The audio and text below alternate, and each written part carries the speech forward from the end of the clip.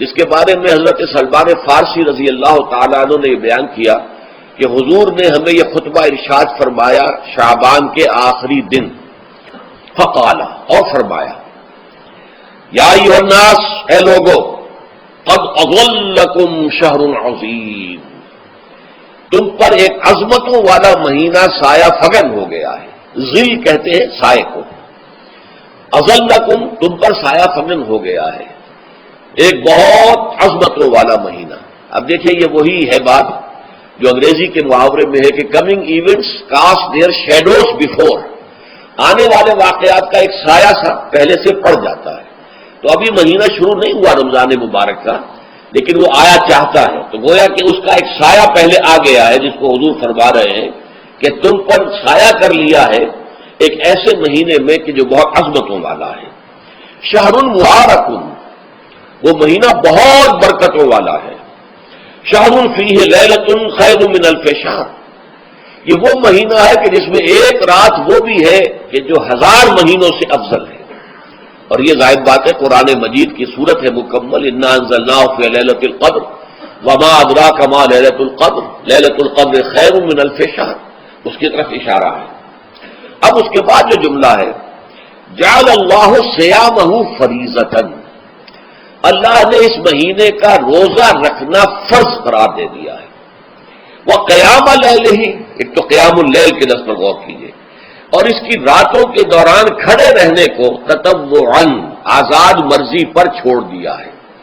کتب علیکم الصیام کما کتب علی الذین من قبلکم لعلکم تتقون، تاکہ تمہارے اندر تقوی پیدا ہو جائے۔ اب یہ ہے حکمت صوم کی پہلی آیت۔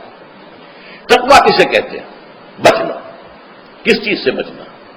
اللہ نے جو چیزیں حرام کی ان سے بچنا، اللہ کے احکام کو توڑنے سے بچنا۔ جب رمضان کا مہینہ وہ ہے کہ جس میں قرآن نازل کیا گیا، اب جو شخص بھی اس مہینے کو پائے اس پر لازم ہے کہ اس کے روزے رکھے۔ ہاں، من کان مریضا او علی سفر، جو شخص ہو مریض، بیمار ہو یا سفر پر ہو، فعدۃ من ایام اخر، تو وہ تعداد پوری کر لے دوسرے دنوں میں۔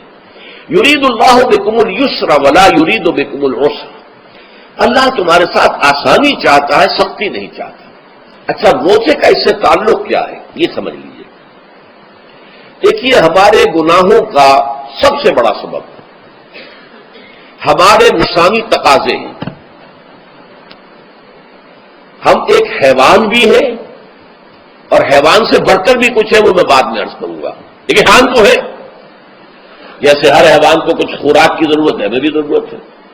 ہر حیوان کو بقائے نسل کا معاملہ جنسی ہے، وہ ہمارا بھی ہے۔ ہر حیوان کو کوئی نہ کوئی سر چھپانے کی جگہ چاہیے، کوئی گھونسلہ ہو، کوئی کھو ہو، کوئی بل ہو، کچھ بھی ہو، کچھ چاہیے آتے۔ اسی طریقے سے ہمارے سارے تقاضے ہیں۔ حیوانات کو بھی آرام چاہیے، ہمیں بھی آرام چاہیے۔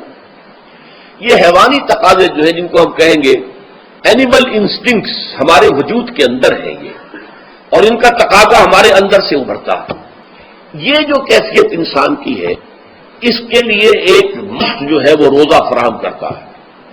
روزے کے آپ نے 12، 13، 14 گھنٹے کا بھی روزہ ہوتا ہے، بعض جگہوں پر 16، 17 گھنٹے کا روزہ ہوتا ہے۔ اس عرصے میں آپ اپنے نفس کو حلال چیزوں سے بھی روکے رکھتے ہیں۔ اس منہ گھوڑے کو جو ہے آپ اس کی لگام کس کر رکھتے ہیں کہ حلال بھی نہیں کھانے دے رہے۔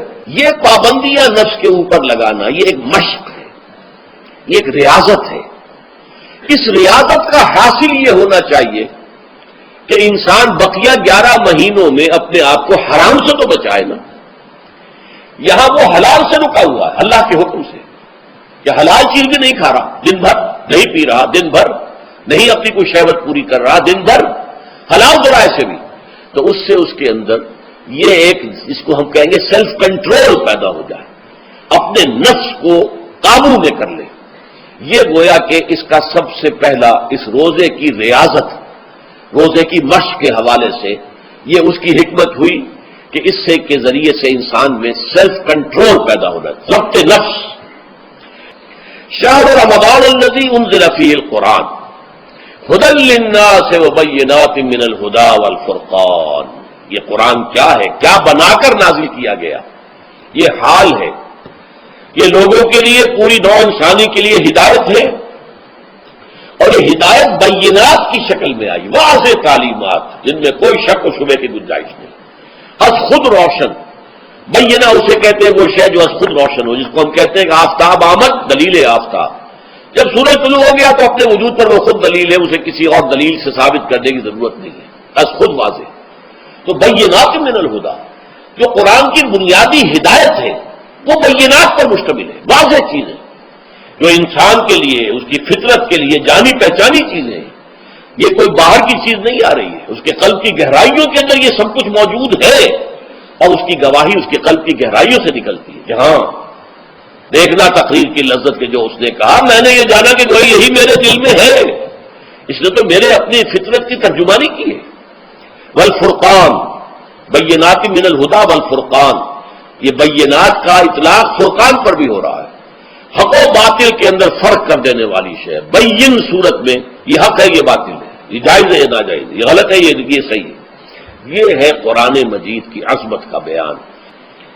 ان رسول اللہ صلی اللہ علیہ وسلم قال، کہ اللہ کے رسول صلی اللہ علیہ وسلم نے فرمایا، الصیام والقرآن یشفعان للعبد، روزہ اور قرآن بندے کے حق میں شفاعت کریں گے۔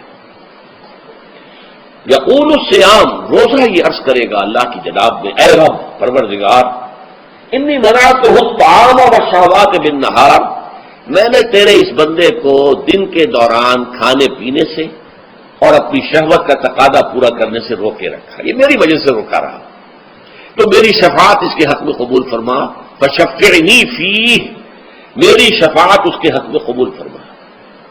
ویقول القرآن، قرآن کیا کہے گا، منعہ النوم باللیل، میں نے اسے رات کے وقت سونے سے، نیند سے روکے رکھا، فشفعنی فیہ، تو اس کے حق میں میری شفاعت قبول فرما۔ حضور فرماتے ہیں فیشفعان، ان دونوں کی شفاعت قبول کی جائے گی۔ یہ ہے قیام اللیل۔ کہا یہ میرے لیے، الا الصوم فانہ لی، یہ میرے لیے، وانا اجزی بہ یا اجزا بہ، میں خود ہی اس کا بدلہ دوں گا یا خود ہی اس کی جزا ہوں، خود ہی اس کی جزا ہوں۔ اللہ کہ اس بندے کا تعلق میرے ساتھ ایسا قائم ہو جائے گا کہ گویا کہ اسے میں مل گیا، اور میرا یہ مل جانا ہی در حقیقت انسانیت کی معراج ہے۔ اور دعا کے بارے میں جان لیجئے کہ حضور نے فرمایا، الدعاء مخ العبادہ، دعا جو ہے عبادت کا اصل جوہر ہے، لب لباب ہے، اور یہ بھی کہا دعا ہو العبادہ، دعا ہی اصل عبادت ہے، دعا ہی اصل عبادت، دعا جو ہے وہ روح ہے اس کی۔